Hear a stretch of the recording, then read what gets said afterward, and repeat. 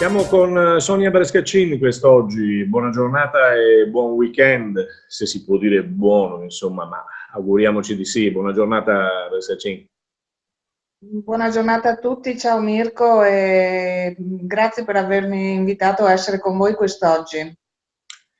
Allora, sì, con noi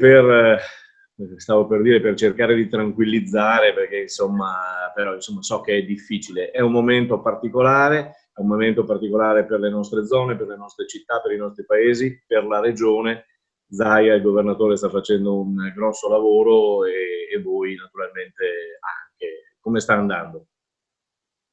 Ma allora, sì, beh, innanzitutto per quanto riguarda i cittadini sta andando molto bene, i cittadini hanno compreso perfettamente quella che è la situazione e anche l'importanza di tutelare, oltre a se stessi, anche tutelare gli altri, in particolar modo le persone più anziane o le persone comunque più fragili di salute che quindi potrebbero avere più problemi dal contatto con il virus. Il Presidente lo seguiamo penso tutti da febbraio, quindi da oltre un mese e mezzo ininterrottamente, sta facendo un lavoro straordinario insieme a tutto il mondo scientifico, gestendo giorno per giorno, penso ora per ora, tutte quante i passaggi, modificandoli anche in corsa a seconda delle difficoltà e delle opportunità di cambiare il tipo di risposta, il tipo di approccio a questo virus che è arrivato inaspettato, con grande irruenza, con grande forza, che ci vorrà del tempo a debellare, ma al momento noi vediamo che comunque le politiche che ha fatto la Regione Veneto stanno dando dei risultati, perché da una decina di giorni eh, il trend dei ricoverati sta rallentando, che non significa mollare la presa, perché sappiamo bene che comunque i numeri sono importanti e che necessitano ancora di attenzione. Sì, numeri che fortunatamente, insomma, speriamo possano calare, come dicevi, ma attenzione massima perché c'è stata poi da parte della regione ancora un'altra girata, insomma, di guanti e poi mascherine ancora, massima attenzione soprattutto nei supermercati, soprattutto nei luoghi dove possiamo contattarci, perché ormai sono pochi i luoghi dove riusciamo a vederci. Sì, senz'altro. Adesso sappiamo che da ieri il Presidente ha rinnovato l'ordinanza, ha aggiunto delle novità. Una di queste è quella che chiede a tutti quanti, quando usciamo per i tre motivi che sappiamo che abbiamo la possibilità di uscire, quindi per lavoro, per necessità e quindi per andare a fare la spesa, per esempio, in farmacia, o per questioni di salute, dobbiamo comunque muoverci con la mascherina e con i guanti, e questa è un'attenzione nei confronti di noi stessi e anche nei confronti degli altri, ma comunque nel tempo abbiamo visto che tutte le realtà si sono attrezzate. Io stessa ho fatto una spesa in questo periodo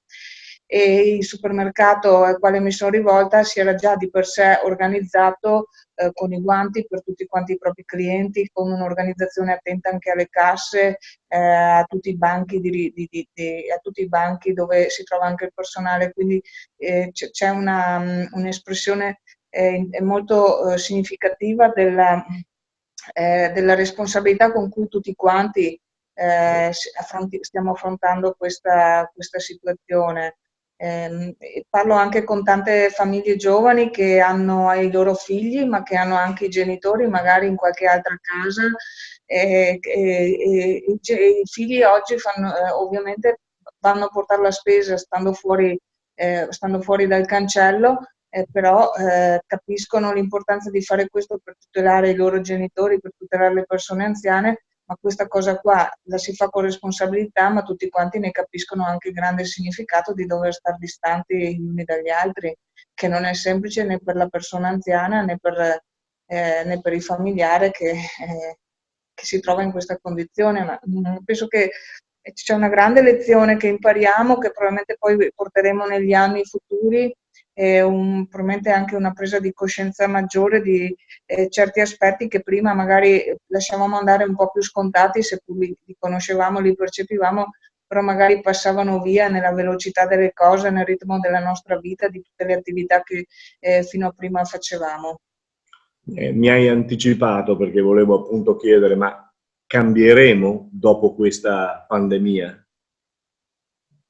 Guarda, io oggi leggevo un articolo di giornale, non ricordo di quale testata, diceva che già la Cina, che è partita prima di noi, ha modificato le sue modalità di vita, no?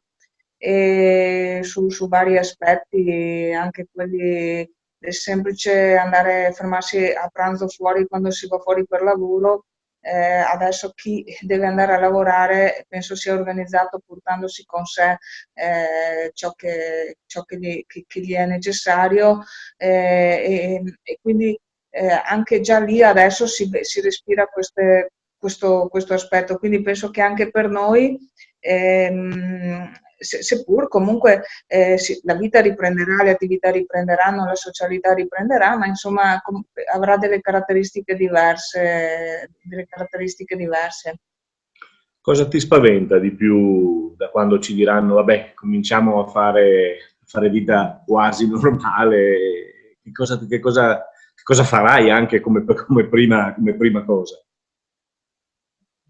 No, io sono abbastanza, al momento sono vissuto in modo tranquillo, io lavoro da casa, insomma oggi i sistemi tecnologici ci permettono comunque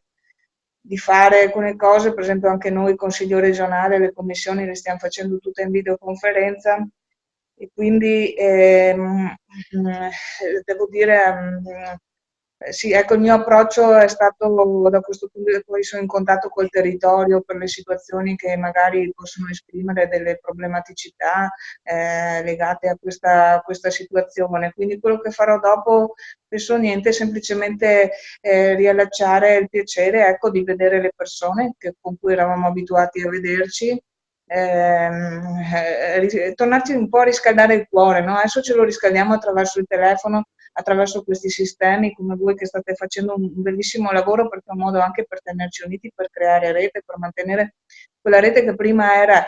di contatto fisico, adesso la facciamo attraverso questi strumenti, che quindi li abbiamo scoperti in modo veloce nelle loro potenzialità, e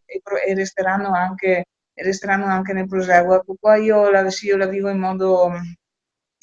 probabilmente per carattere, insomma, ecco, così. Ecco, secondo me, ecco, quello che preoccupa adesso, la preoccupazione che io vedo, respiro in diverse persone, che siamo tutti cittadini, però siamo anche persone che ognuno lavora la propria attività, no? La propria attività economica, quindi sicuramente la preoccupazione della ripartenza economica e sociale, di conseguenza di tutto il nostro sistema.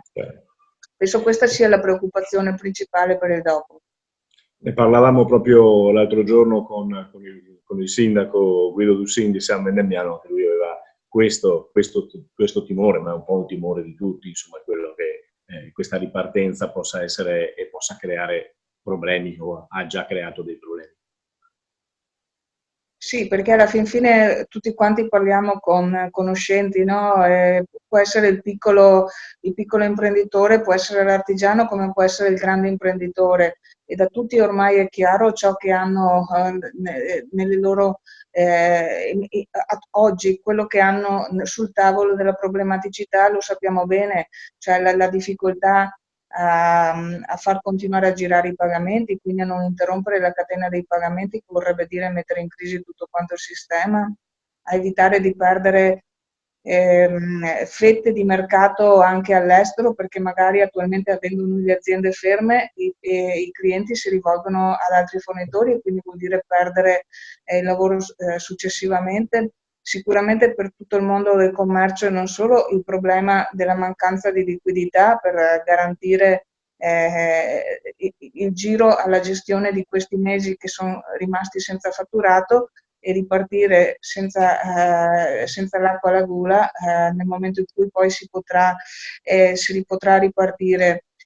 cioè io ho visto il mio comune San Vendemiano e poi sono in contatto anche con altri sindaci qua della nostra zona. Allora penso che la capacità, la presenza, poi lo diceva anche Guido ieri, ho seguito anch'io la sua intervista. C'è molta coscienza di quelle che sono le problematiche, anche perché si dialoga tutti i giorni, insomma, con i commercianti, con gli imprenditori, con gli artigiani dei nostri comuni, e i comuni sicuramente non si tirano indietro, come non si tirano indietro con magari le famiglie che possono essere in difficoltà economica per la vita di tutti i giorni. E questo sicuramente lo faranno. Se sarà sufficiente, io non credo, perché non abbiamo la possibilità come comuni, come enti locali, di dare la risposta a tutto. Le risposte devono essere di sistema, e soprattutto, ecco, una cosa che da tutti si sente, che le risposte devono venire in modo forte, ma da subito. La risposta tardiva porta già in sé una debolezza, una mancanza, una problematicità.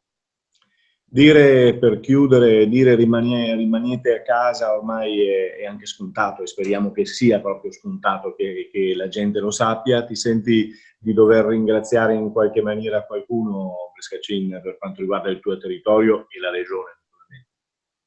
Beh, intanto ringrazio sicuramente tutti i sindaci, il mio sindaco, che si sono mossi sin da subito in modo attento su questo aspetto. Io penso che i cittadini sono molto consapevoli, la consapevolezza magari in qualcuno è cresciuta un po' alla volta all'inizio, che non avevamo tutti colto subito magari la gravità della situazione, ma tutti si stanno comportando molto bene, e di questo vanno ringraziati. Il Presidente ringrazia ogni giorno, per esempio, i giovani, che sono coloro che magari in questo momento soffrono moltissimo, perché fanno magari anche più fatica a comprendere come invece possiamo comprenderlo noi che abbiamo un'età maggiore, e però si stanno comportando tutti bene. Io penso che da questo punto di vista la cittadinanza, tutti i nostri territori, le nostre comunità vanno ringraziate, e un domani non dovremmo dimenticarci di ringraziare, secondo me, sempre, e portare loro una grande stima, un grande rispetto, tutto il mondo sanitario, tutti compresi, dal primario al medico, all'infermiere, all'operatore sociosanitario, al personale delle pulizie, tutti, perché stanno dando una grandissima dimostrazione di come il sistema sanitario pubblico dà una grande risposta,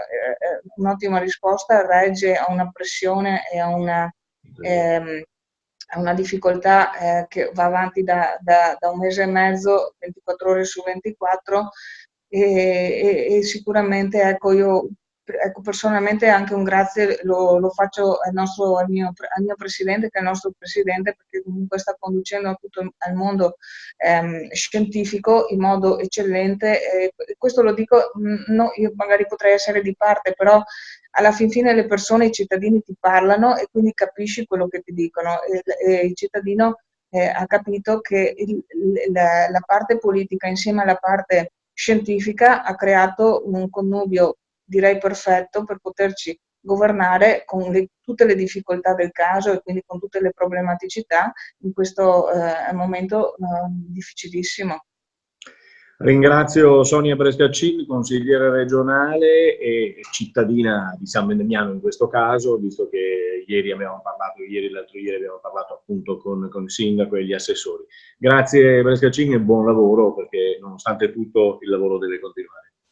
Grazie a voi e complimenti, perché seguo anche tutte le interviste che avete fatto al mondo anche imprenditoriale, e penso che sia molto importante dare voce a questo, e ci fa capire in modo chiaro quello che tutti quanti noi sappiamo, quindi complimenti a voi per il vostro impegno.